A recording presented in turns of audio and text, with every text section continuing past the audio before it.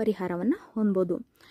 Thyroid ಗ್ರಂಥಿಯು ನಮ್ಮ ದೇಹದಲ್ಲಿರುವ digestive system ಹಾಗೆಯೇ ನಮ್ಮ ದೇಹಕ್ಕೆ ಅಗತ್ಯವಾದ ಹಾರ್ಮೋನನ್ನು ಬಿಡುಗಡೆಯನ್ನು ಮಾಡುತ್ತೆ. ಇದು ಗಂಟಲಿನ ಭಾಗದಲ್ಲಿ ಚಿಟ್ಟೆಯ ಆಕಾರದಲ್ಲಿ ಇರುತ್ತೆ. ಈ ಒಂದು ಥೈರಾಯ್ಡ್ ಗ್ರಂಥಿ ಏನಾದರೂ ಅಗತ್ಯಕ್ಕಿಂತ ಹೆಚ್ಚಾಗಿ ನಿಮ್ಮ ದೇಹದಲ್ಲಿ ಹಾರ್ಮೋನನ್ನು ಬಿಡುಗಡೆಗೊಳಿಸಿದ್ರೆ ಅದನ್ನು ಹೈಪರ್ ಥೈರಾಯ್ಡಿಸಮ್ ಅಂತ ಹೇಳ್ತಾರೆ.